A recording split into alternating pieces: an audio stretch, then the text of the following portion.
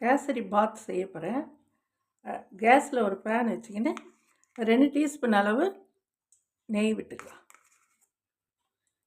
நெய் உருகட்டும். இப்போ இதில் முந்திரி போட்டுக்கலாம். முந்திரி லேசாக வதக்கட்டும். லேசாக செவந்துடுச்சு. இப்போ தனியாக நாம் எடுத்து வச்சுக்கலாம் தட்டில்.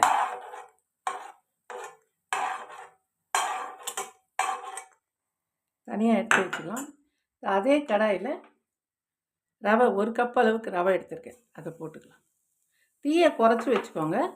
குறைச்சி வச்சுக்கிட்டு இது ரோஸ்டட் ரவா தான், இருந்தாலும் கொஞ்சம் செவக்கட்டும், கொஞ்சம் வறுத்துக்கலாம். இந்த அளவுக்கு ரவையை கொஞ்சம் செவக்க வறுத்துட்டு இது தனியாக நாம் எடுத்து வச்சுக்கலாம். இது பாருங்கள், தனியாக எடுத்து வச்சுக்கோங்க.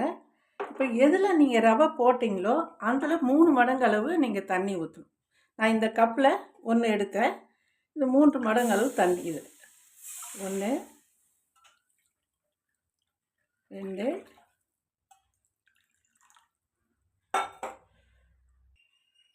3. இது தண்ணி நல்லா கொதிக்கட்டும். தண்ணி நல்லா கொதிக்குது. இப்போ 1 ஸ்பூன் அளவு நெய் விட்டுக்கலாம். இப்போ ரவை போட்டு கிளறப்போ உங்களுக்கு இந்த நெய் போட்டிங்கன்னா ஈஸியாக இருக்கும். இப்போ நம்ம வறுத்த இந்த ரவையை இதில் தூணா மாதிரி போட்டுக்கலாம். இதை லேசாக தீயை குறைச்சி வச்சுக்கோங்க. குறைச்சி வச்சுக்கின்னு கிளறுங்க. தண்ணி இழுத்துடும் இது ரவை. இது கிளறிக்கினே இருந்தீங்கன்னா தண்ணி இழுக்கும். ரவை நல்லா வேகணும். தண்ணியெல்லாம் இழுத்துக்கிச்சு. இப்போ ஒரு 2 நிமிஷம் மூடி வைப்போம். இந்த ரவை வேகட்டும், அதுக்காக மூடி வைக்கும். 2 நிமிஷம் ஆயிடுச்சு.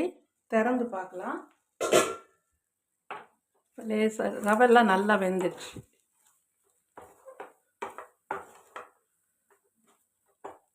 இப்போ கொஞ்சம் ஃபுட் கலர் கொஞ்சம் ஊற்றிக்கலாம். இதோடு சேர்த்து உங்களுக்கு தேவையில்லைன்னா ஃபுட் கலர் ஊற்ற வேணாம். உங்களுக்கு தேவைப்பட்டால் மட்டும் ஊற்றிக்கோங்க. எல்லாம் ஒன்றா மிக்ஸ் பண்ணிக்கலாம். இந்த அளவு நல்லா மிக்ஸ் பண்ணிக்கோங்க. இப்போ சர்க்கரை போட்டுக்கலாம். எதில் ரவை எடுத்தோமா எந்த அளவு அந்த அளவுக்கு சர்க்கரை. இப்போ சர்க்கரை உருக ஆரம்பிக்கும். கொஞ்சம் தண்ணியாகும், அதுக்கப்புறம் கெட்டியாகிடும். எல்லாம் ஒன்றா மிக்ஸ் பண்ணி விட்டுக்கலாம்.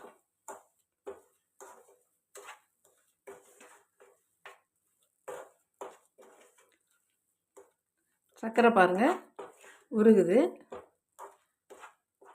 கொஞ்சம் கெட்டி ஆகட்டும். சர்க்கரைலாம் உருகி கெட்டி பதம் வந்துடுச்சு. ரெடி ஆயிடுச்சு. இப்போ கொஞ்சம் ஏலக்காய் தூள் கொஞ்சம் போட்டுக்கலாம். இதே ஒன்றா மிக்ஸ் பண்ணிக்கலாம்.